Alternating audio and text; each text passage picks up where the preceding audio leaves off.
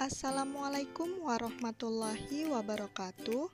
Di sini saya akan menjelaskan secara singkat mengenai PPI atau pencegahan dan pengendalian infeksi. Sebelumnya, saya akan memperkenalkan diri terlebih dahulu. Saya Elvanda Solia Uzaki dengan NPM 2040704027 dari Lokal A1 Prodi S1 Kebidanan Fakultas Ilmu Kesehatan Universitas Borneo Tarakan. Baiklah, penjelasan pertama mengenai konsep dasar infeksi. Apa itu infeksi? Infeksi adalah penyakit yang disebabkan oleh mikroba patogen dan bersifat sangat dinamis. Mikroba sebagai makhluk hidup tentunya ingin bertahan hidup dengan cara berkembang biak pada suatu reservoir yang cocok dan mampu mencari reservoir baru dengan cara berpindah atau menyebar. Penyakit infeksi adalah penyakit yang nyata secara klinik, yaitu tanda-tanda dan gejala-gejala medis karakteristik penyakit yang terjadi akibat dari infeksi, keberadaan dan pertumbuhan agen biologik patogenik pada organisme host individu. Ini merupakan gambarnya. Selanjutnya, penyebaran mikroba patogen ini tentunya sangat merugikan bagi orang-orang yang dalam kondisi sehat dan lebih-lebih bagi orang-orang yang sedang dalam keadaan sakit atau penderita. Orang yang sehat akan menjadi sakit dan orang yang sedang sakit serta dalam proses asuhan keperawatan atau kebidanan di rumah sakit akan memperoleh tambahan beban penderita dari penyebaran mikroba patogen ini.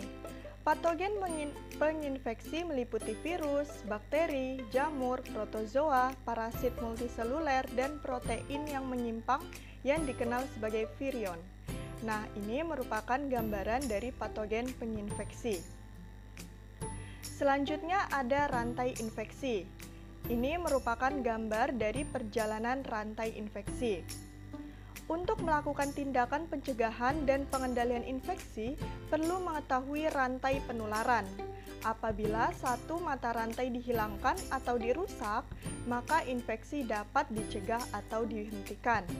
Komponen yang diperlukan sehingga terjadi penularan tersebut adalah yang pertama ada agen infeksi atau infectious agent. Adalah mikroorganisme yang dapat menyebabkan infeksi. Pada manusia, agen infeksi dapat berupa bakteri, virus, jamur, dan parasit. Ada 3 faktor pada agen penyebab yang mempengaruhi terjadinya infeksi, yaitu patogenesis, virulensi, dan jumlah atau dosis. Ini merupakan gambarnya. Selanjutnya yang kedua ada reservoir atau tempat di mana agen infeksi dapat hidup, tumbuh, berkembang biak, dan siap ditularkan kepada orang. Reservoir yang paling umum adalah manusia, binatang, tumbuh-tumbuhan, tanah, air, dan bahan-bahan organik lainnya. Pada orang sehat, permukaan kulit, selaput lendir, saluran napas atas, usus, dan vagina merupakan reservoir yang umum. Ini merupakan gambarannya. Lalu yang ketiga ada pintu keluar atau portal of exit. Adalah jalan dari mana agen infeksi meninggalkan reservoir. Pintu keluar meliputi saluran pernafasan, pencernaan, saluran kemih, kelamin, kulit, dan membran mukosa, transplasenta, dan darah serta cairan tubuh. Yang keempat ada pintu masuk atau portal of entry.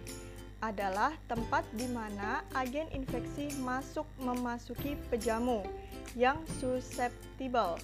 Pintu masuk bisa melalui saluran pernafasan, pencernaan, saluran kemih dan kelamin, selaput lendir, serta kulit yang tidak utuh atau biasa disebut dengan luka. Yang kelima ada pejamu atau host. Yang susceptible adalah orang yang tidak memiliki daya tahan tubuh yang cukup untuk melawan agen infeksi serta mencegah terjadinya infeksi atau penyakit. Faktor yang khusus dapat mempengaruhi adalah umur, status gizi, status imunisasi, penyakit kronis, luka bakar yang luas, trauma atau pembedahan, pengobatan dengan imunosuresan, Selain itu, faktor lain yang mungkin berpengaruh adalah jenis kelamin, ras atau etnis tertentu, status ekonomi, gaya hidup, pekerjaan, dan herediter. Selanjutnya ada konsep asepsis. Teknik asepsis adalah upaya mempertahankan klien bebas dari mikroorganisme. Teknik asepsis merupakan upaya mencegah pemindahan mikroorganisme, mencegah, mengawal, dan mengurangi infeksi atau jangkitan silang.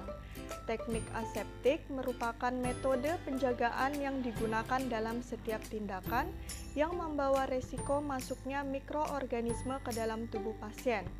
Teknik asepsis terdiri dari dua, yaitu yang pertama ada asepsis medikal atau aseptik medis atau teknik bersih. Aseptik medis adalah teknik atau prosedur yang dilakukan untuk mengurangi jumlah mikroorganisme suatu objek serta menurunkan kemungkinan penyebaran dari mikroorganisme tersebut. Contoh aseptik medis yaitu mencuci tangan, mengganti linen di tempat tidur, dan menggunakan cangkir untuk obat. Jadi ini merupakan gambar contoh mencuci tangan yang baik dan benar.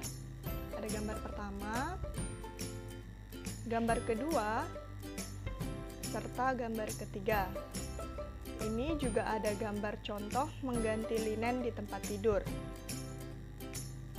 Selanjutnya yang kedua ada asepsis surgical atau aseptik bedah atau teknik steril. Aseptik bedah atau teknik steril termasuk prosedur yang digunakan untuk membunuh mikroorganisme dari suatu daerah atau objek.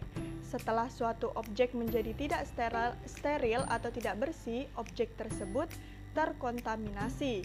Pada aseptik medis, suatu area atau objek dinyatakan terkontaminasi jika area atau objek tersebut mengandung atau diduga mengandung patogen.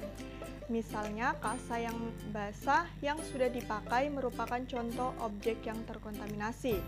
Ini merupakan gambar contoh yang pertama dan yang kedua. Terakhir mengenai transmisi mikroorganisme.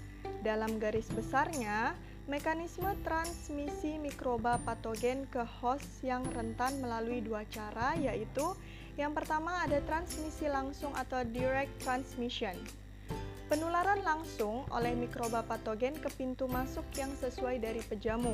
Contohnya adalah adanya sentuhan, gigitan, ciuman, atau adanya droplet saat bersin, batuk, berbicara, atau saat transfusi darah dengan darah yang terkontaminasi mikroba patogen.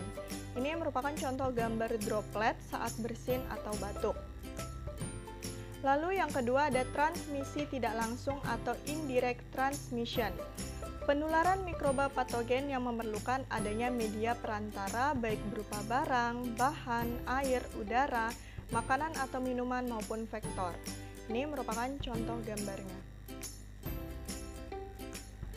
Baiklah, sekian dari saya. Kurang lebihnya mohon dimaafkan. Wabillahi taufik wal hidayah. Wassalamualaikum warahmatullahi wabarakatuh. Sampai jumpa lagi.